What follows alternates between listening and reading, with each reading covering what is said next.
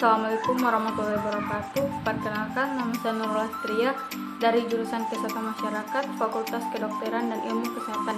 Di sini saya akan mereview jurnal nasional dan jurnal internasional. Baik, langsung saja. Jurnal nasional yang akan saya review berjudul Analisis Kandungan Protein Total Ikan Kakap Merah dan Ikan Kerapu Bebek. Pertama itu ada latar belakang. Protein berarti pertama atau utama, merupakan makromolekul yang paling berlimpah di dalam sel dan menyusun lebih dari setengah berat kering pada hampir semua organisme. Asam amino unit struktur protein dan peptida sederhana yang terdiri dari beberapa asam amino yang digabungkan oleh ikatan peptida. Struktur protein yang terdiri dari polipeptida yang mempunyai rantai yang amat panjang, tersusun atas banyak unit asam amino menurut Albert L. Lehiner pada tahun 1982. Protein merupakan suatu zat makanan yang amat penting bagi tubuh, karena zat ini di samping berfungsi sebagai bahan bakar dalam tubuh, juga berfungsi sebagai zat pembangun dan pengatur. Protein adalah sumber asam amino yang mengandung unsur C, H, O, dan N yang tidak memiliki lemak atau karbohidrat. Ikan merupakan salah satu sumber protein yang sangat dibutuhkan oleh manusia karena kandungan proteinnya tinggi, mengandung asam amino esensial yang diperlukan oleh tubuh. Di samping itu, nilai biologisnya mencapai 90% dengan jaringan pengikat sedikit sehingga mudah dicerna. Hal penting adalah harganya jauh lebih murah dibandingkan dengan sumber protein lainnya. Ikan juga dapat digunakan sebagai bahan obat-obatan, pakan ternak, dan lainnya. Kandungan kimia, ukuran, dan nilai gizinya tergantung pada jenis, umur, kelamin, tingkat kematangan, dan kondisi tempatnya, menurut Rabiatul Adawiyah pada tahun 2007. Hasil perikanan merupakan sumber daya alam yang sangat besar manfaatnya untuk kehidupan manusia. Manfaat tersebut diantaranya sebagai sumber energi, membantu pertumbuhan dan pemeliharaan tubuh, memperkuat daya tahan tubuh, juga memperlancar proses fisiologis dalam tubuh. Tujuan dari penelitian ini yaitu untuk mengetahui kandungan protein total ikan kakap merah dan ikan kerapu bebek. Metode penelitian. Jenis penelitian yang digunakan adalah penelitian deskriptif kuantitatif dengan pendekatan eksperimen laboratorium yang bertujuan untuk memperoleh gambaran terkait dengan protein total ikan kakap merah dan ikan kerapu. Dalam penelitian ini, objek yang digunakan adalah kadar protein total ikan kakap merah dan ikan kerapu yang diperoleh melalui semi-mikro kejadal. Adapun prosedur analisisnya sebagai berikut.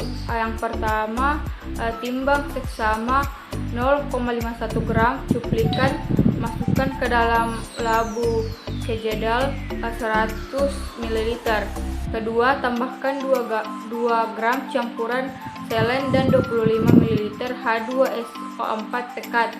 Ketiga, panaskan di atas pemanas listrik atau api pembakar sampai mendidih dan larutan menjadi jernih kehijau-hijauan sekitar 2 jam. Keempat, biarkan dingin, kemudian encerkan dengan masukkan ke dalam labu ukur 100 ml. Tepatkan sampai tanda garis.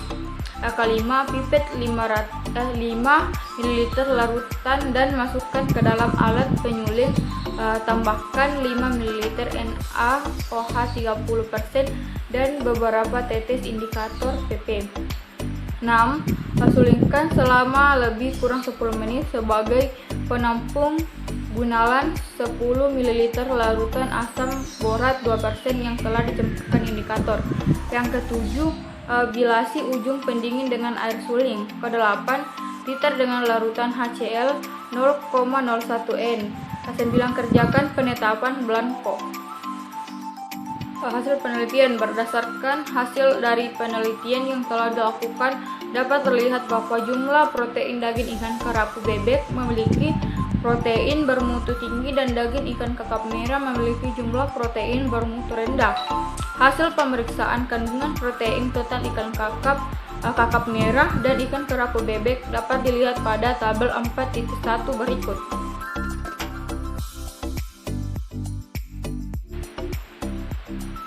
Dari tabel 4.1 menunjukkan bahwa jumlah protein yang paling banyak adalah daging ikan kerapu bebek memiliki rata-rata jumlah tertinggi yaitu 43,8%, dan daging ikan kakap merah menunjukkan rata-rata jumlah terendah yaitu 15,61%. Protein daging ikan kakap merah pada ulangan pertama jumlah protein yaitu 15,75%, pada ulangan kedua jumlah protein yaitu 15,30%, dan pada ulangan ketiga jumlah protein yaitu 15,80%. Sedangkan protein daging ikan kerapu bebek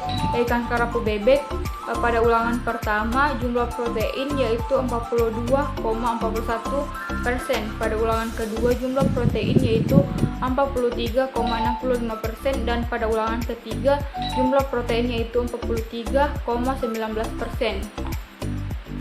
Dari hasil penelitian diketahui bahwa jumlah protein yang paling banyak adalah daging ikan kerapu. Hal ini dikarenakan pada daging ikan kerapu merupakan protein komplit atau protein yang nilai biologi tinggi atau bermutu tinggi, yaitu protein yang mengandung semua jenis asam amino esensial dalam proporsi yang sesuai dengan keperluan pertumbuhan. Menurut Sunita Almatsier pada tahun 2001. Daging ikan kakap merah memiliki jumlah protein bermutu rendah atau protein tidak komplit, yaitu protein yang tidak mengandung dalam jumlah kurang 1 atau lebih asam amino esensial. Berdasarkan hasil penelitian tentang analisis kandungan protein total ikan kakap merah dan ikan kerapu bebek, dapat diambil kesimpulan yaitu rata-rata jumlah protein tertinggi terdapat pada daging ikan kerapu bebek yakni 43,8% dan terendah pada daging ikan kakap merah yakni 15,61%. Selanjutnya, jurnal internasional yang berjudul Aktivitas Antioksidan Protein Hidrolisit yang dihasilkan dari mata tuna dengan hidrolisis enzim. Latar belakang, industri perikanan adalah salah satu yang dapat diandalkan sebagai sumber ekonomi di beberapa negara. Hasil sampingan yang melimpah dari tuna berdasarkan total tangkapan pada tahun 2016 tercapai 132.691 ton menurut Rusimat tahun 2017. Ini diperoleh produk kaya nilai gizi belum dimanfaatkan secara optimal, dibuang tanpa pengobatan apapun yang berpotensi menyebabkan pencemaran terhadap lingkungan. Mata tuna atau bagian kepala ikan tuna memiliki nilai ekonomi yang tinggi karena kandungan lemak dan proteinnya yang tinggi. Menurut Vijay Kumar 2016 memperoleh PUFA tuna mata atau EPA dan DHA sekitar 7,07% dan 36,72% masing-masing, dan kandungan protein menurut Sadrina 2014 sebesar 19,49%, omega rantai panjang 3 EPA dan DHA dalam lipid dilindungi oleh antioksidan dari oksidasi secara alami sebelumnya terhadap pengobatan eksternal.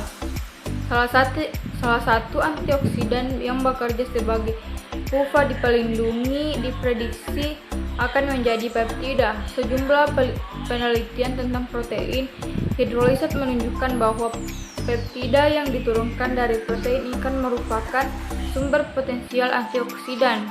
Bioaktif turunan protein terdiri dari 2 hingga 20 asam amino yang tidak aktif dalam urutan inti protein dan dapat dijelaskan dengan hidrolisis enzimatik selama pencernaan gastrointestinal dalam tubuh atau pengolahan makanan. Ketika dibebaskan di tubuh, Protein bioaktif turunan dapat bertindak sebagai senyawa pengatur dengan aktivitas sebagai hormon. Selanjutnya, enzim spesifik digunakan untuk hidrolisis adalah faktor penting untuk produksi senyawa bioaktif. Enzim mempengaruhi berat molekul kandungan asam amino dan aktivitas biologis protein hidrolisat, menurut Van et al. Tahun 2002. Penelitian ini bertujuan untuk menghasilkan hidrolisat protein sebagai antioksidan dari mata tuna melalui hidrolisis enzimatik dan menentukan aktivitas antioksidan dengan metode DPPH. Metode penelitian. Bahan baku untuk penelitian ini dibakukan mata tuna, diperoleh dari Nisam Pelabuhan Tasman, Teluk Mutiara Baru, Jakarta. Mata tuna beku dibawa dengan menggunakan full box dan diangkut dengan mobil sekitar 2 jam. Papain Meg dibeli dari Millipur KO. Bahan kimia dan reagen lain yang digunakan tersedia secara komersial. Alat yang digunakan termasuk freezer, blender, centrifuge, water bed, pH meter, spektrofometer, pipet mikro, HPLC, timbangan digital, oven, dan pengering beku. Hasil penelitian. Analisis proximat pestisida mata tuna dilakukan untuk menentukan bahan kimia komposisi seperti kelembapan protein abu lipid dari TEP. Kandungan protein TEP adalah 15,06%, menunjukkan bahwa TEP adalah sumber yang baik untuk protein untuk memproduksi hidrolisat. Hidrolisat protein memiliki berbagai peran dalam aktivitas fisiologis, termasuk aktivitasnya sebagai antioksidan. Beberapa asam amino memiliki kemampuan untuk menjadi antioksidan seperti hidrofobik asam amino, diantaranya alanin, leusin, isoleusin, metionin, prolin, triosin, dan valin. Ada juga asam amino aromatik diantaranya triosin, fenilanin, dan triptofan yang memiliki pemulung radikal dan aktivitas pelengkap logam. Kesimpulan, konsentrasi enzim papain dan durasi hidrolisis berpengaruh signifikan terhadap aktivitas antioksidan ikan tuna hidrolisat protein mata. Penghambatan tertinggi aktivitas penangkal radikal DPPH 93,5% diperoleh pada konsentrasi 0,1% papain selama 6 jam hidrolisis pada konsentrasi 5 mg atau 5 ml dengan nilai IC 51,082 kurang lebih 0,008 mg/ml. Itulah tadi hasil review jurnal dari saya, kurang dan lebihnya mohon dimaafkan. Assalamualaikum warahmatullahi wabarakatuh.